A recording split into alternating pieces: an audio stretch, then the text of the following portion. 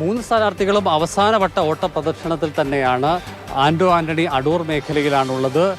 അനിൽ ആന്റണി പത്തനംതിട്ട ആറന്മുള മണ്ഡലത്തിൻ്റെ വിവിധ മേഖലകളിൽ പ്രധാനപ്പെട്ട ആളുകളെ കാണുന്നു. തോമസ് ഐസക്കും സമാന രീതിയിലുള്ള പ്രവർത്തനങ്ങളുമായി തന്നെയാണ് മുന്നോട്ട് പോകുന്നത്. ഇനി ഏതാനും മണിക്കൂറുകൾ മാത്രമാണ് കൊട്ടിക്കലാശത്തിലേക്ക് എത്താൻ വേണ്ടി കാത്തിരിക്കുന്നത്. എന്നോടൊപ്പം ഏതാനും UDF-ൻ്റെ പ്രവർത്തകർ കൂടി ചേരുന്നുണ്ട്. ഇന്ന് എന്തൊക്കെ പരിപാടികളാണ് ഏറ്റവും അവസാന നിമിഷത്തേക്ക് നമ്മൾ കാത്തിച്ചിരിക്കുന്നത്? അവസാന നിമിഷം പത്തനംതിട്ടയിൽ കലാശക്കൊട്ടെന്ന് പറയുന്നത് ഇതുവരെ കണ്ടിട്ടില്ലാത്ത രീതിയിൽ UDF-ൻ്റെ ഒരു തരംഗം തന്നെയാണ് ഇപ്പം പത്തനംതിട്ട ഉണ്ടായിരിക്കുന്നത്.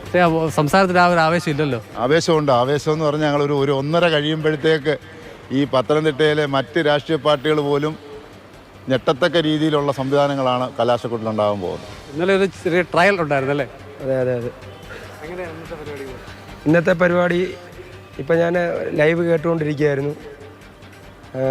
LDF-ൻ്റെ ക്യാമ്പുകളിൽ നിന്നും നമ്മുടെ ഏറ്റവും അടുത്ത സുഹൃത്തുക്കൾ തന്നെ പറയുന്നത് ഈ വട്ടം കഴിഞ്ഞ വട്ടത്തിനേക്കാളും ഭൂരിപക്ഷത്തോടു കൂടി ആന്റോ ആന്റണി വിജയിക്കുമെന്നാണ് അവർ തന്നെ പറയുന്നത്.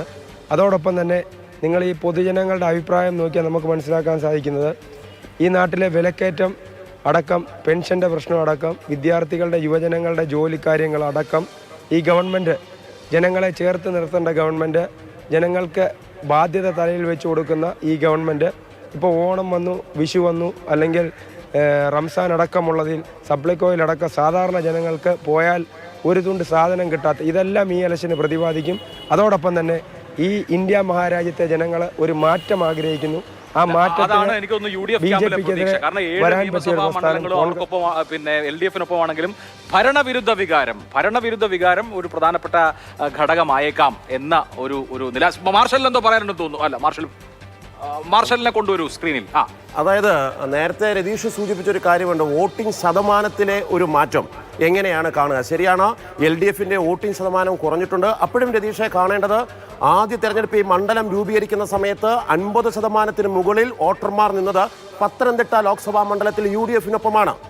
ആ അവസ്ഥയിൽ നിന്ന് രണ്ടാമത് തവണ എത്തുമ്പോൾ അത് 30-ലേക്ക് മാറുന്നു. ഇപ്പോൾ എത്ര ശതമാനം? 3 മുന്നണിയിലും കഴിഞ്ഞ തെരഞ്ഞെടുപ്പിലെ വോട്ടിംഗ് ശതമാനം നോക്കിയാൽ ഒപ്പത്തിനൊപ്പം നിൽക്കുന്നു, 28%. ഇവിടെ വളർച്ച ഉണ്ടായിട്ടുള്ളത് BJP അല്ലെങ്കിൽ NDA മുന്നണിക്ക് മാത്രമാണ്, UDF-ന് ഇല്ല എന്നുള്ളത്. വോട്ട് അധികം സമാഹരിച്ചു അവിടെ കഴിഞ്ഞ തവണ.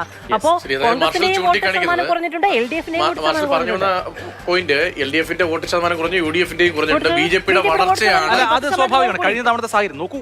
BJP-ക്ക് ഒരു നിയമസഭാ മണ്ഡലത്തിൽ 50,000-ന് മുകളിൽ വോട്ട് കിട്ടുക എന്ന സെനാരിയോ കേരളത്തിൽ അങ്ങനെ ഉണ്ടാവുന്നതല്ല. കഴിഞ്ഞ ആറന്മുളയിൽ 50,000-ന് മുകളിലാണ് കെ സുരേന്ദ്രന് വോട്ട് പോൾ ചെയ്തത്. ലോക്സഭാ 44,000 വോട്ടിന്റെയോ മറ്റോ ഭൂരിപക്ഷമേ ഉള്ളൂ കഴിഞ്ഞ തവണ. കഴിഞ്ഞ തവണത്തെ ഒരു തരംഗമൊക്കെ വെച്ച് നോക്കുമ്പോൾ ഏറ്റവും കുറവാണ്. അതെന്തുകൊണ്ടെന്ന് ചോദിച്ചാൽ ശക്തമായ ത്രികോണ മത്സരം നടക്കുകയും 29% വോട്ട് BJP പിടിക്കുകയും ചെയ്ത സാഹചര്യത്തിലാണ് ഈ പറഞ്ഞ വോട്ട് വിഹിതത്തിൽ കുറവുണ്ടായത്. അങ്ങനെ 3 കൂട്ടരും ഏതാണ്ട് തുല്യനിലയിൽ മത്സരിച്ചപ്പോൾ ആന്റോയ്ക്ക് ഒരു എഡ്ജ് വരികയും ആന്റോ ജയിക്കുകയാണ്. പക്ഷേ ആ ത്രികോണ മത്സരം അത്ര സ്ട്രോങ് ഇല്ല. ഇത്തവണ തോമസ് ഐസക്കും ആന്റോ ആന്റണി തമ്മിൽ നേരിട്ടാണ് മത്സരം. ഒരുപക്ഷെ അതിൻ്റെതായ ഒരു മാറ്റം കഴിഞ്ഞ തവണത്തിൽ നിന്ന് വ്യത്യസ്തമായി ഇത്തവണ കുറച്ചുകൂടി നേരിട്ടുള്ള മത്സരം എന്ന മാറ്റം ആ കാര്യത്തിൽ ഉണ്ടായേക്കാം. നമുക്ക്